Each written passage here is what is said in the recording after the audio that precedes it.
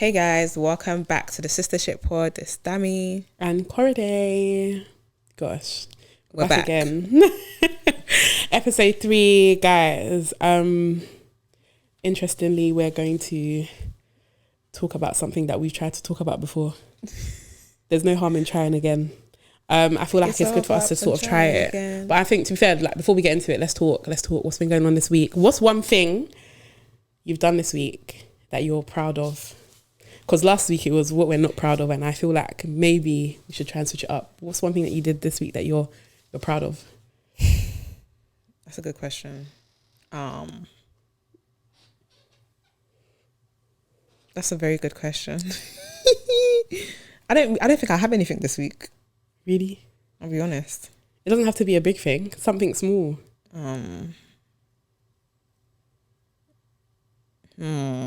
Okay, thinking back to the last episode, you said that hasn't changed. So we're still in the same. That has not changed. Fair enough. Not that I didn't really have any like placement this week. I'll be real. I did, but it wasn't like anything crazy that had to be like in clinic for. One thing I'm proud about. Okay, I think I'm proud about. So this is my last week in Kent, so I had to move back to London. Yeah. And I managed to move my stuff like in accordance to the plans that I had in my head. Good. And unpack all of my stuff as well. Yeah. So I feel like I'm settled back into London. Yeah, I guess that's one thing I can say I'm proud of. That's more than enough to be proud of, I think. Yeah. Thanks for coming to my TED Talk. You're not serious. I'm trying to think. What was I going to say? I thought about this and now it skipped my brain. It was on the tip of my tongue. No. Okay, yeah. I was not feeling 100% this week, health-wise. I don't know what happened to me because I thought I was recovering, but man, I don't know if it's a flu or a chest infection. I don't really know what it was because I haven't been able to get to the doctors, but I was not feeling good at all. And to be fair, like it was brewing at the beginning of the week. I did take 2 days off uni. I had to because it got to a stage where I was like, I can't do this anymore. But I am proud of myself for going to uni for the first 3 days of the week. Mm-hmm. Yeah, that was a task. That was difficult because I honestly, it would have been so easy to take the whole week off. It would have been maybe it would have even been better, and it would have meant that I recovered better. But going for the first 3 days, I'm not missing those first 3 days. I'm proud of. The last 2 days, honestly, I couldn't do it. It would have been nice to come here and say, I went for the whole week, but I can't. Sorry. Can't if you're not feeling well.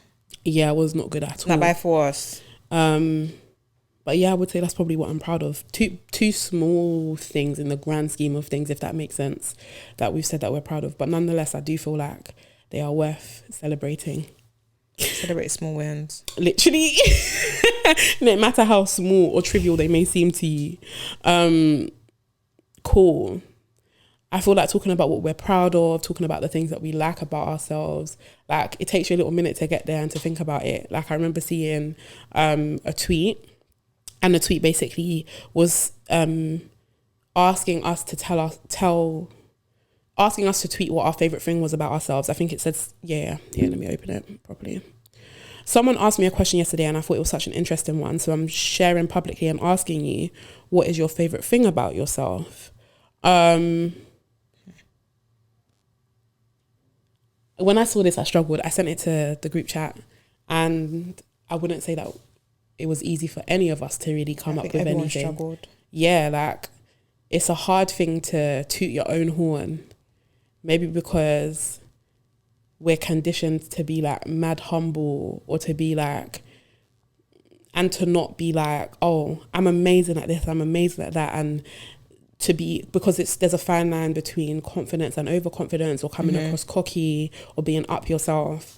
But that question stopped me in my tracks. Like, okay, cool. If someone was to ask me what my favourite thing was about me, what would I be able to say?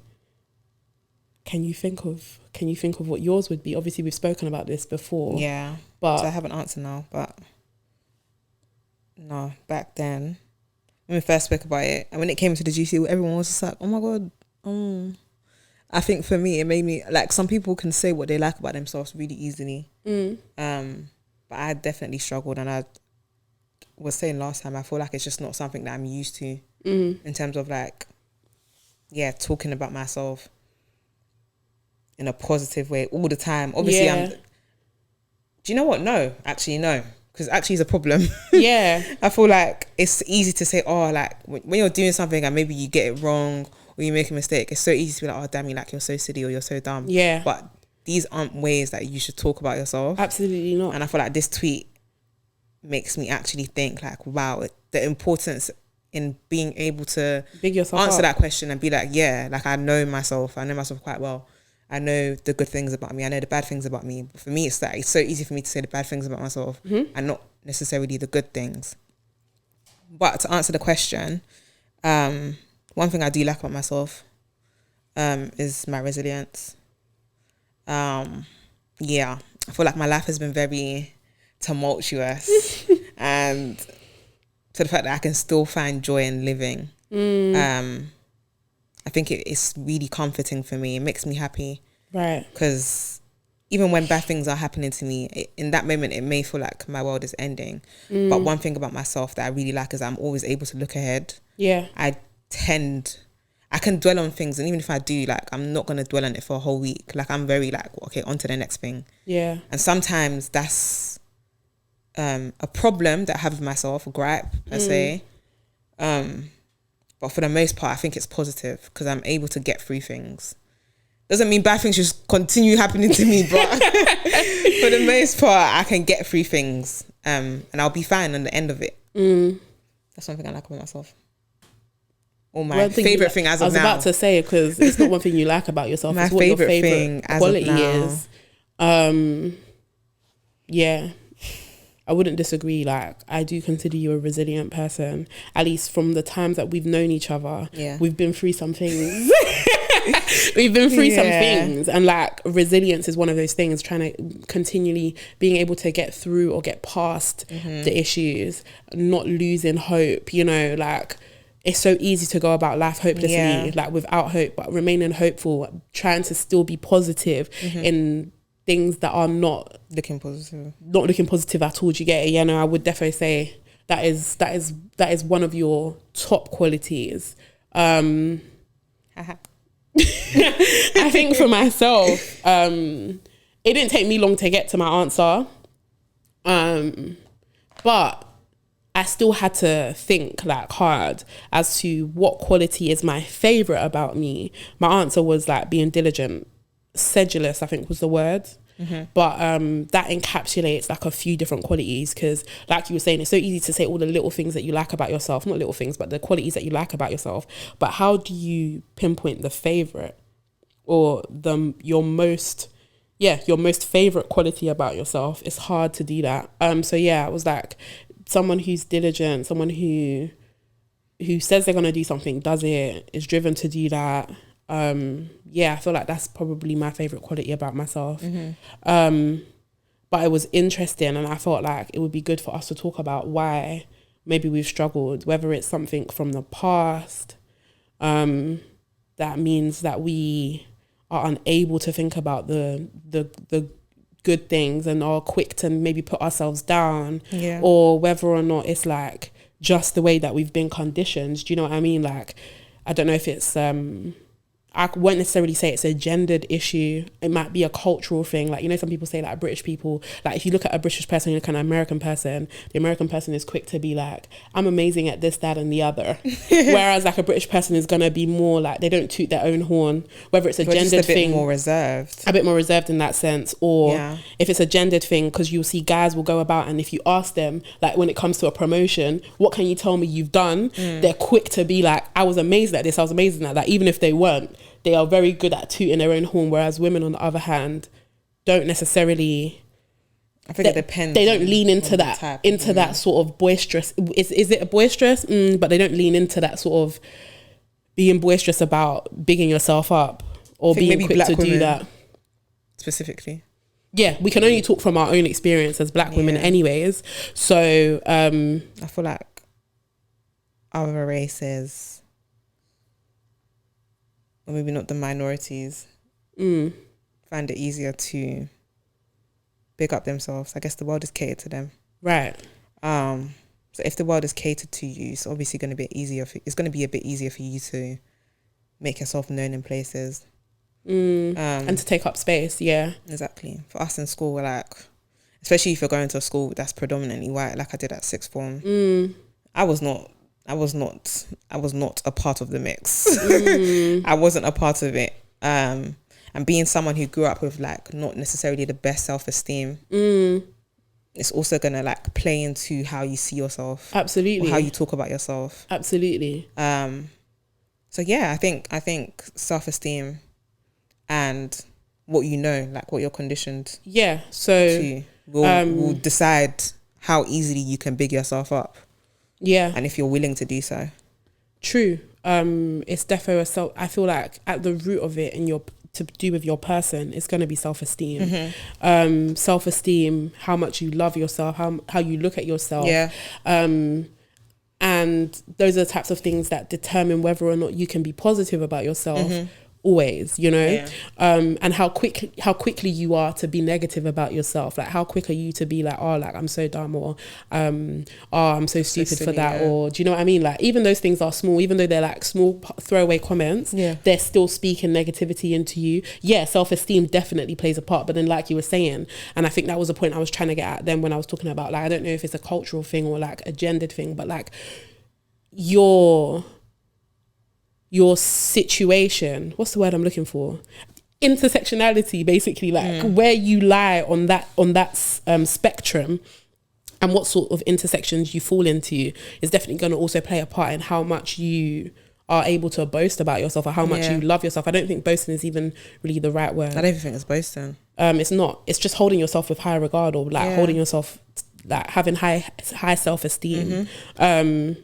You already face roadblocks in getting there, in being like, you know, like having that high self-esteem if you fall on certain intersections because of the way society looks at you. Women, being black. Yeah, like how society looks at you is going to determine whether or not you love yourself, whether we like it or not. We obviously have to try to make sure that we can look beyond those things. But growing up, like as a young black girl, it's not the easiest thing to hold yourself, you know, like in high regard. It isn't, particularly when you're in scenarios where like you might be in a predominantly white space or predominantly male space. Like it's not the easiest thing to do. And I think it definitely takes, like, I don't know, practical steps in trying to work on it. You can't just say, oh, I'm just going to sweep it under the rug, because it will begin to manifest, like a low self-esteem begins to manifest in so much as you grow up, like decisions that you make when it comes to the people that you surround yourself with, friends, when it comes to relationships, like the guys that you're after,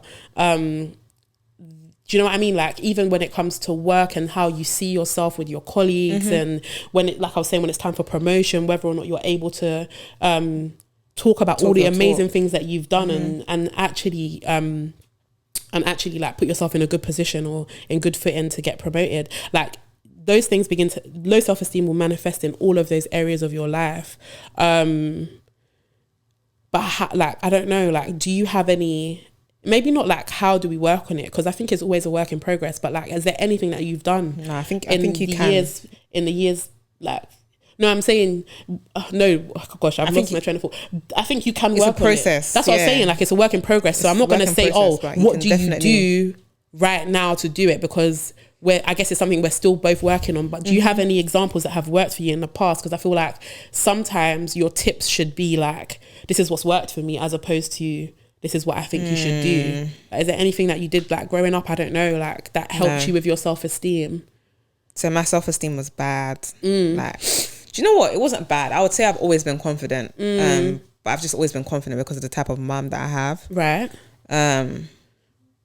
Like she's just always been very like believing yourself. Like, you can do what you say you need to do. Like it's like, don't let anyone put you down. Don't let what people say about you be like the be or end all of your character.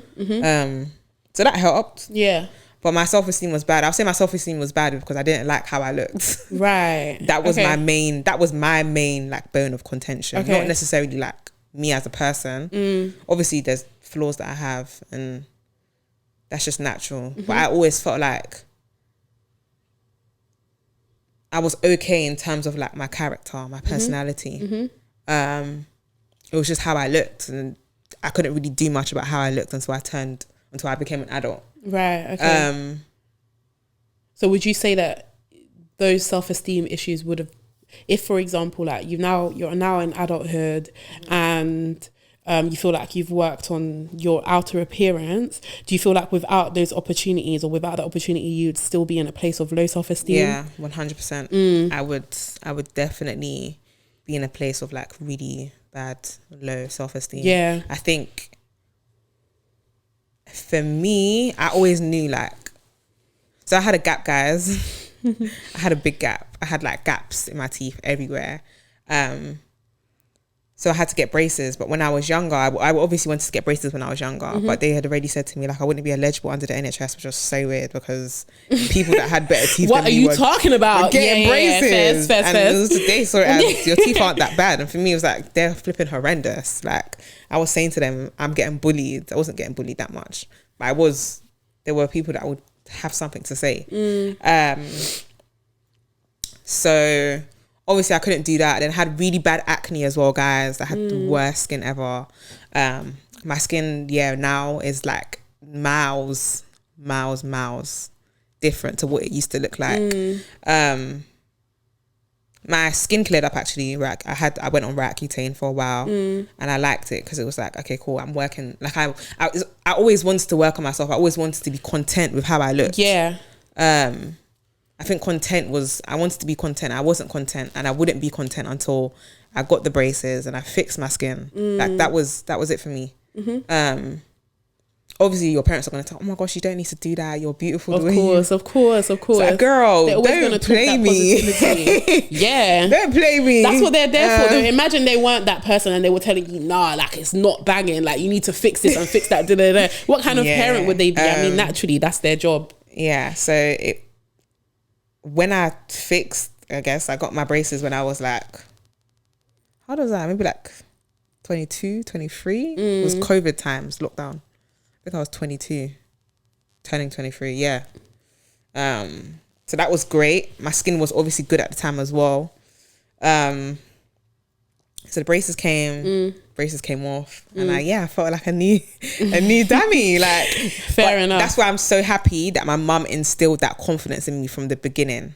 Because if I didn't have the backing of like my character in a way, if I wasn't that girl that was able to like stand up for myself or even advocate for myself, essentially, because I've always advocated for myself. My mum she don't play when it comes to that. She don't play. So if I wasn't the type of person, I don't even know what fixing my teeth and having better skin would have done for me. Really it wouldn't have been like, oh my God, for me. But for me, it was, oh my God, because I had everything else in my mind in terms of the confidence. So that was just like a bonus. Yeah, like it was just like, oh well, this is gonna make it easier for me, my self-esteem to increase. Right. But yeah, that's one thing I can say. My self-esteem didn't really improve until I became an adult. Fairs. I think I'm trying to think about like I feel like, again, thanks to my parents, they were very, very big on confessing what is.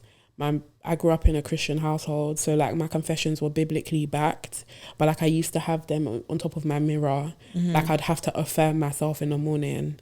I am fearfully and wonderfully made. I have sound mind. I have this, that, and the other. Do you get it? And these would be like matched to little memory verses when I was growing up. But like in the morning, once we've prayed and done our devotional, then we're going to do our confessions, because the tongue is a powerful weapon. And if you go about your day without telling yourself how amazing you are and how like great you are, especially because you are God made, like it's it's very like, it's shaky ground. Like you never know, anything, you can go out into the world and anything can knock you down. I know that sounds mad dramatic, but like if you're not in a great place, it doesn't take much to throw you off. Do you know what I mean? It doesn't take much. So having that backing and remembering like and believing in them as well. Yeah. So yeah, like having that backing, believing, I guess, in what you've confessed, is one thing. And then also when you are confronted with times that are not like the best, where you do feel like maybe your mental health is on the decline, or you don't love the way that you look right now and this, that and the other, you can just go back to those times. And like it's a part of it's like muscle memory for you to be like, actually no, like I have to check myself. I'm not ugly because God says this, or I'm not stressed out, or I'm not tired, or I'm not like going through a lot. Like I always say I'm going through a lot, but that's crazy. But like it's not because of X, Y, and Z. There is being realistic in those times where things are not great, but then there's has to be an element of, I don't know, people call it delusion, but like you can, is that you even have a to word? be, Delusionality. I don't know, maybe I think you have to be delusional, but you have to be somewhat delusional in order to overcome those situations. Some people will call it delusion, some people call it having crazy faith, but at the end of the day, whatever you call it, the principle still stands. Like when things aren't looking great, or you don't love the way that you look, or you're battling those bouts of low self-esteem, you're gonna need to look beyond that and think about how you can be positive in those moments. Otherwise, you're just gonna remain in that.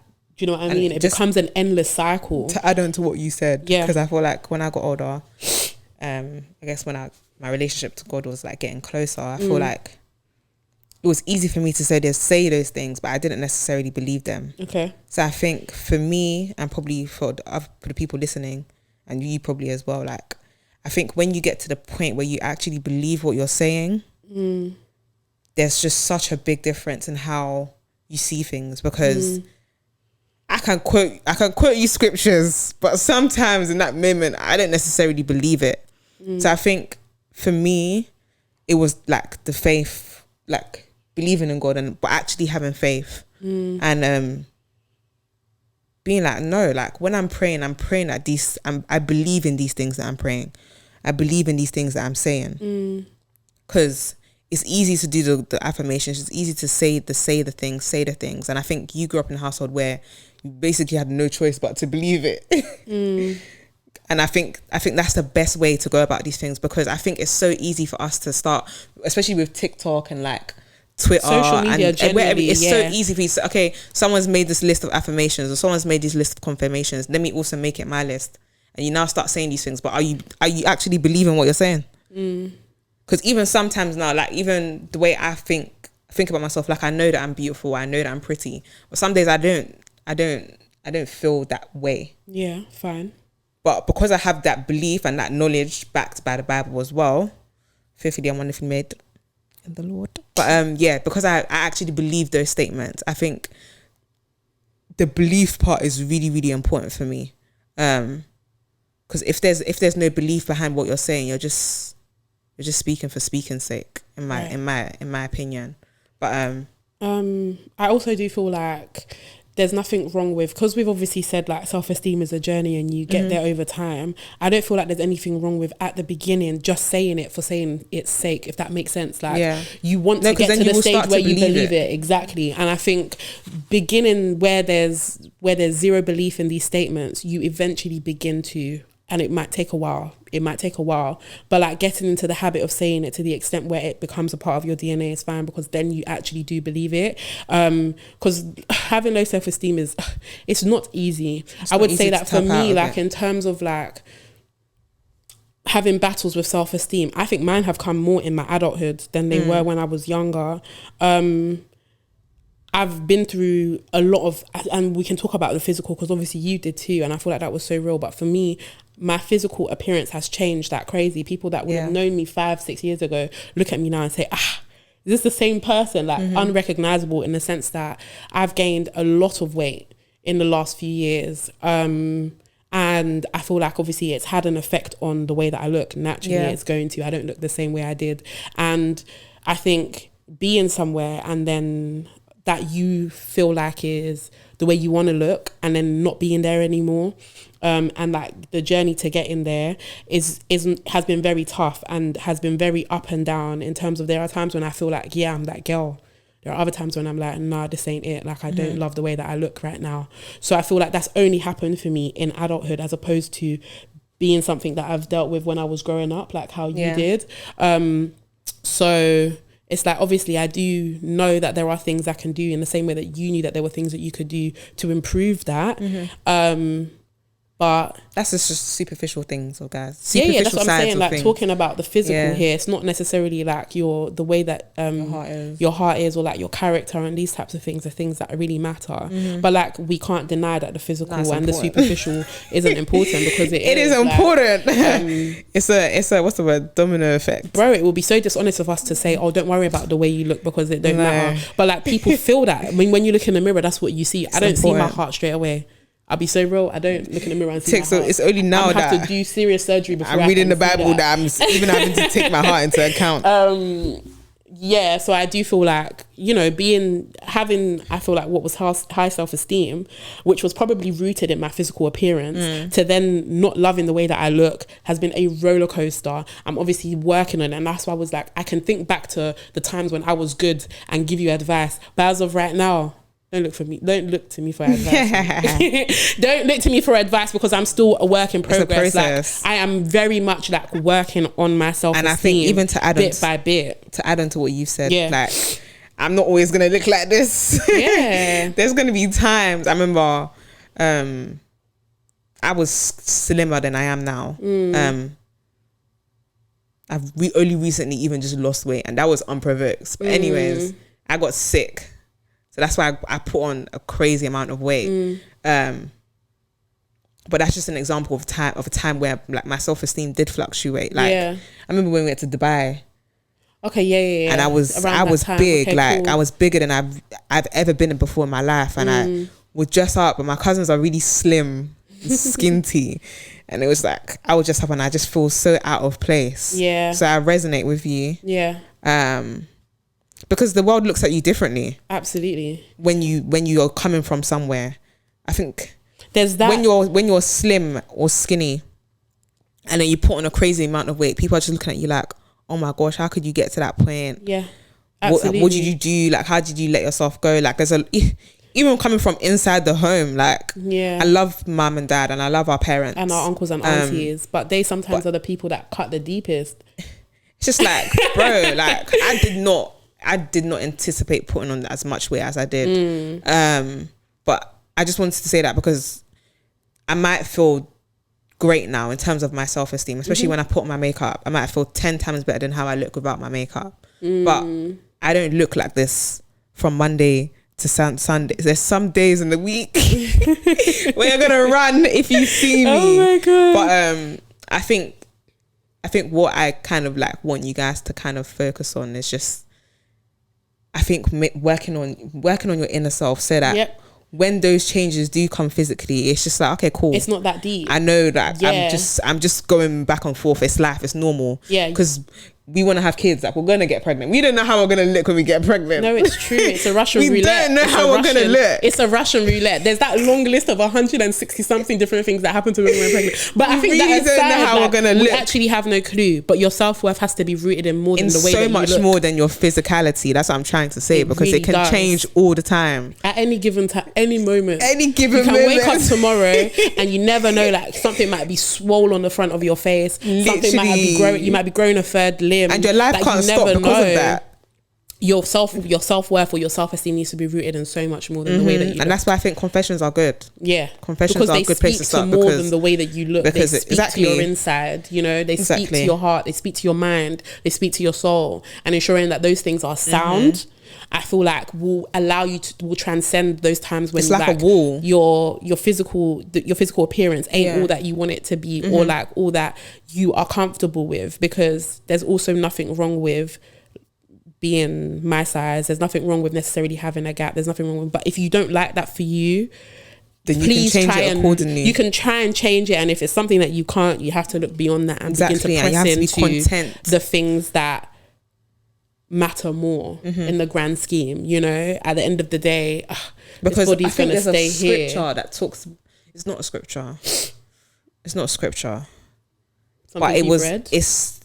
I think it's something that we've even spoken about. Like, there's only so I can only go so far based on how I look. Like, it's true though. That's there's just a only general concept. my looks will only take me so far. If I'm a rubbish person, if I have rubbish morals, if I have rubbish values, it's gonna start You're jumping getting out, and it's nowhere. gonna start Yeah. appearing on my face too. So that's why we're like literally hearkening on the importance of hearkening. That's the wrong word. Sorry guys, ignore that. But that's why we're focusing on the importance of making sure your self-esteem is rooted in so much more than your physicality. Like, there's so much more to you. Don't be that girl that's everyone's fave just because of how you look. Like, let there be more to you. And even then, just because you're the prettiest girl in the room, you might not even be everyone's fave. So make That's sure true. your personality speaks. Yeah. If you feel like you're not present, if you feel like you're not physically the best, make sure your personality speaks. If you feel like you are physically the best, make sure your personality, your character, make sure it speaks for you. Yeah. Rather than your looks. Yeah. That's a word. Yeah. I don't necessarily feel like Now we got there's one more thing much to do. else to talk about. I mean, on that topic, I feel like that was a perfect way to end that. But I do feel like we should circle back to the original question, but maybe talk about each other. We're gonna in do this one about each instance. other. Like, what's our favorite thing about each other? Because there's also that necessity in bigging up the people around you. Yes, Because sir. if they are struggling with doing it to themselves, that talking to themselves and being like, I am amazing because X, Y, and Z. Sometimes you need to might feed need to into inspire that. Do them. you get that? You might need to inspire them by reminding them why they're actually amazing. So yeah, like I would say for you, your number one quality for me, you've got great, amazing ones, but I do feel like you are loyal, trustworthy. I mean, they're two different qualities, but to a fault, like beyond. I feel like I can tell you things and you have heard things and seen things with me that nobody else has. But then nobody else has because you keep that to you, innit? Like, I feel like I can trust you with everything. I feel like you're loyal as well. Like, you don't play about your friends. You don't play about your family or your loved ones. Like, you are. You don't play about it. I feel like it's an amazing... it's an amazing quality, though. And I feel like that's one thing that if they're going to ask you what your favourite thing is, next time you can talk about that too, because that's amazing. Like, not everybody... Finding people that are loyal in 2023... if you have somebody that's loyal to you, that actually rides for you, like that's somebody to keep near and dear. I'm not gonna lie, because it's so easy to come across people that are fake and come across people that don't have your best interest. That there are people out there that don't have the best interest at heart. I don't know whether it came from the household that they came from or what has happened along the way that has made them feel like skooski. But I feel like, do you know what? Maybe it's not even that. Yeah, there's conditions, but also, but humans are naturally self-interested. Like we only act in our own interest. Like we put ourselves first. We're quick to do that. But you have a quality in you that means that you put others first as well. And like you treat others how you would treat yourself, if that makes sense. Like you wouldn't want anyone to rubbish you, so you're not going to let anyone rubbish your mates or your family. Do you get it? So don't do that around me, guys. You will hear it. Don't do that around it won't me. Be nice. It won't be with a smile. It will not be with a smile. So I'm very tread carefully. What's the word? My emotions are on my face. So if you mess up, tread carefully. Tread carefully. My favorite thing about you is why are you smiling? I can see the corner of my eye. Oh my god, no, I was being a clown. Guys, we've done this before, so we know what we're gonna say. But it is what it is. There's nothing wrong with hearing it. There's nothing wrong with hearing it. Be my favorite quality about Corday is how hardworking she is. Thank you. That's one. I think. Yeah, I agree. When you said sedulous, I think that word describes you. Yeah, very well. Because I think for me, someone like me, especially like, okay, let me give you an example of the podcast thing. I don't engage with editing. I'm trying to learn because it can't only be her that does it all the time. Gosh. But I know when it comes to that, I don't have to worry. She's meticulous. I am. Very meticulous. Sometimes it's too much. Yeah. When she gets to the too much point, I just let her do her thing.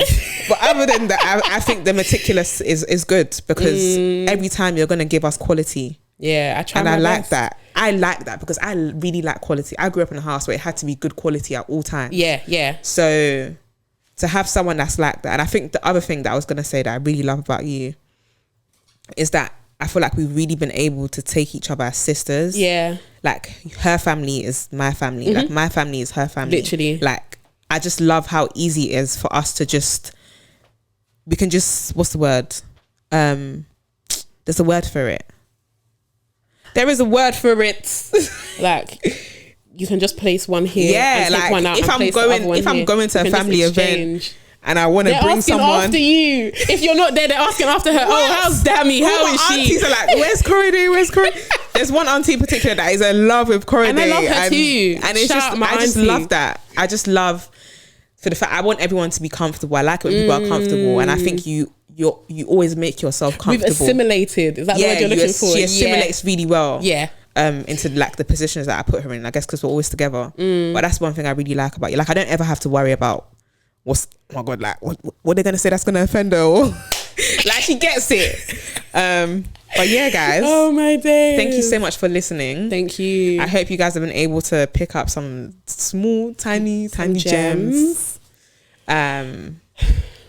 We'll see you next time. Yeah, I wanted to say continue sharing. Oh yeah, please. Please subscribe to the YouTube. Follow the TikTok. You're gonna have to tell them the names because I don't know. Sistership Pod on everything. So TikTok, Twitter, Instagram, Sistership Pod, even on YouTube. And like I said last time, we're working on the SEO and you have to help us. So the more you search us, the more likely we will come up at the top. Yeah. So yeah. Thank you Getting guys. it. But yeah. See you next time.